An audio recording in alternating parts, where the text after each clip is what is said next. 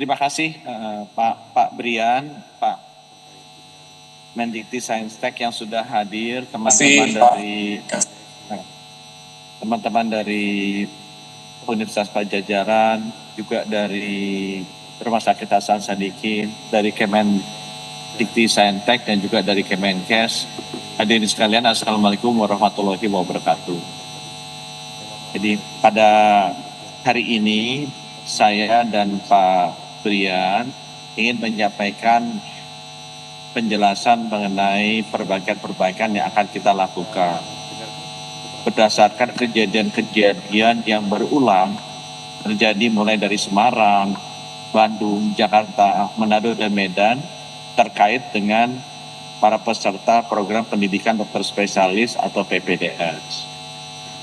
Hal-hal yang terjadi terus-menerus ini benar-benar sangat memprihatinkan dan kami menyesalkan sekali kejadian-kejadian yang berdampak bukan hanya kepada bagi peserta didik, tapi juga terutama bagi masyarakat semua. Untuk itu kami merasa harus ada perbaikan yang serius, sistematis, dan konkret bagi pendidikan program dokter spesialis ini. Nah, beberapa langkah-langkah konkret yang akan dilakukan nanti akan dijelaskan oleh Direktur Utama Rumah Sakit Hasan Sadikin dan juga Rektor dan Dekan dari Fakultas Kedokteran Universitas Pajajaran. Tapi saya sebagai Menteri menitipkan beberapa hal yang perlu dilakukan kita ya, pemerintah, agar kualitas dan juga bukan hanya keterampilan, tapi budaya dari para peserta pendidikan dokter spesialis ini bisa kita bentuk dengan baik agar bisa meningkatkan pelayanan kesehatan bagi masyarakat. Beberapa hal yang saya titipkan agar benar-benar harus dilakukan. Yang pertama adalah pada saat rekrutmen dari calon peserta pendidikan dokter spesialis itu diwajibkan untuk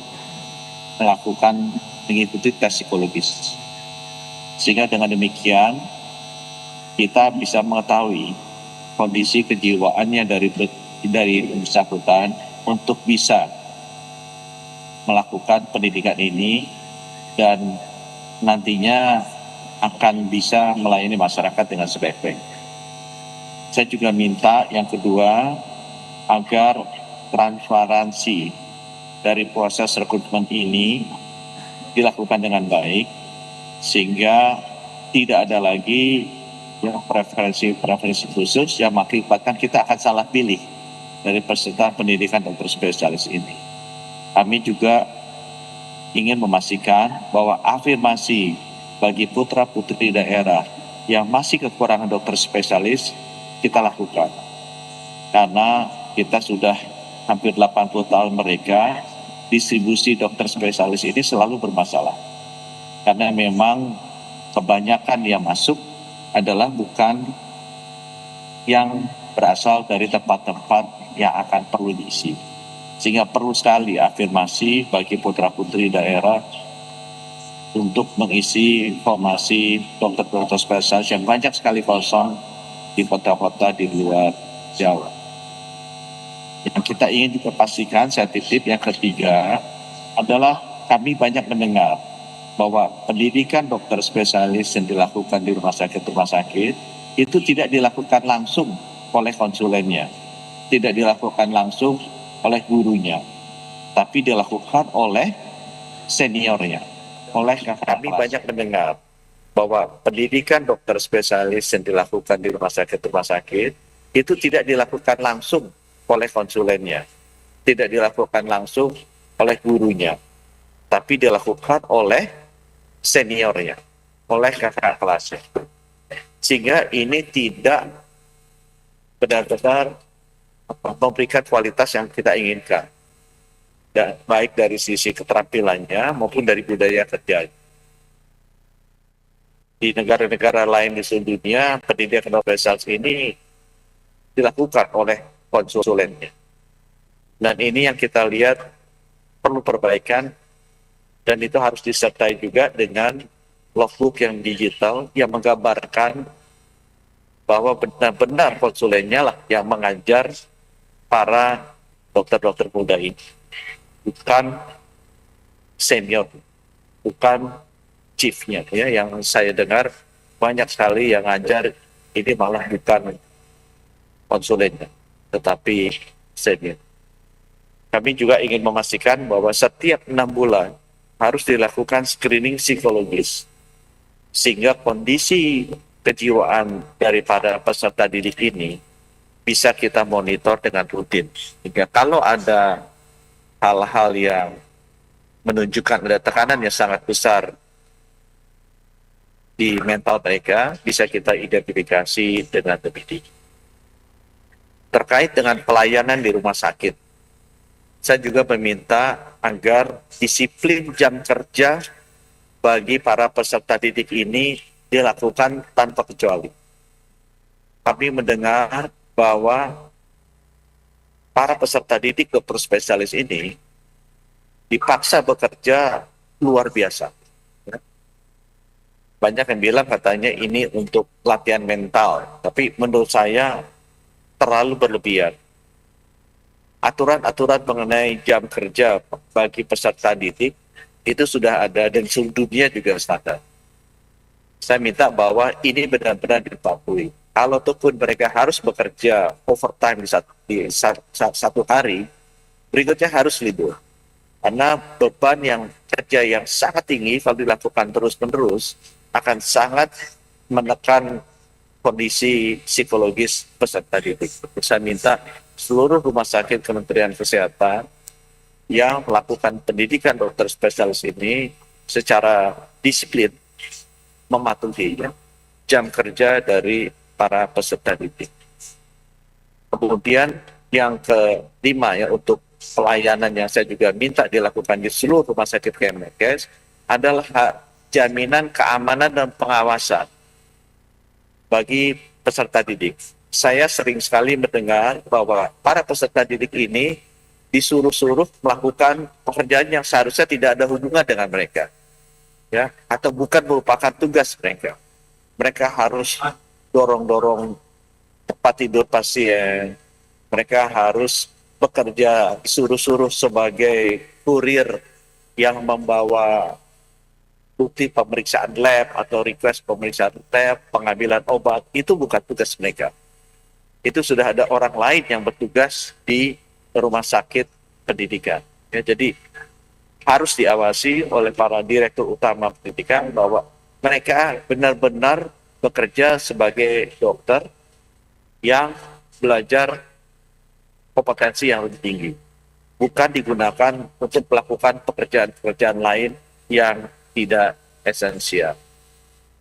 Kemudian saya juga ingin memastikan yang ketujuh, bahwa harus ada forum rutin di mana kita bisa bertemu dengan mereka, para dokter spesialis ini. Saya juga akan memberikan komitmen waktu saya untuk bertemu dengan mereka, agar well-being mereka, kesehatan raga dan fisiknya dan juga mentalnya, itu kita monitor.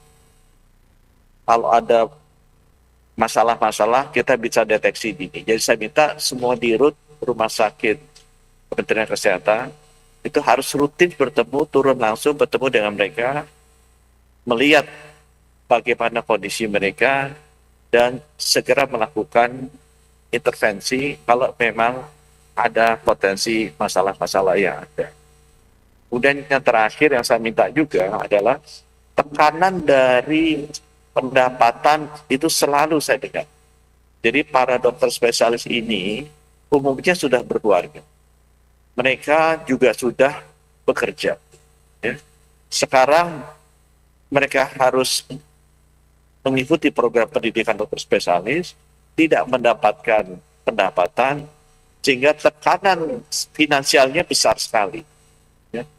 Belum lagi mereka harus membayar. Nah, ini yang nanti saya dengan Pak Brian rencananya kita mau menata ulang bagaimana pendidikan dokter spesialis ini bisa kita lakukan sama standarnya dengan pendidikan dokter spesialis di luar negeri, ya, di mana mereka sebenarnya bukan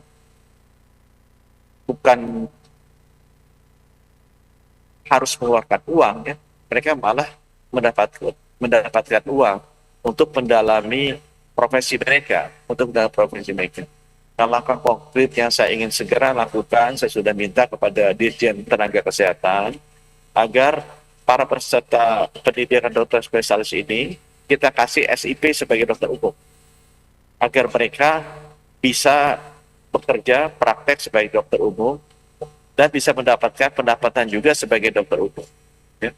Baik di rumah sakit pendidikan atau juga di luar jam mereka melakukan pendidikan.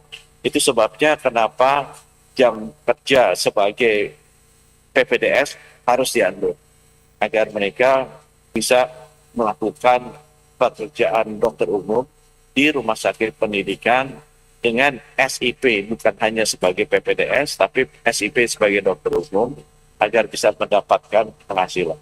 Sehingga diharapkan dengan demikian, tekanan finansial yang luar biasa besar yang dialami oleh para peserta PPDS ini bisa kita kurangi.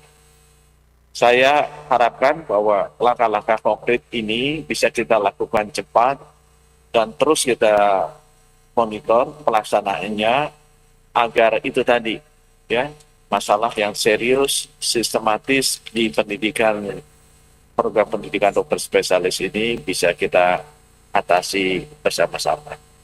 Nanti kami akan minta teman-teman dari Rumah Sakit Hasan Sadikin dan Universitas FK Unpad untuk bisa menjelaskan perbaikan-perbaikan di sisi mereka.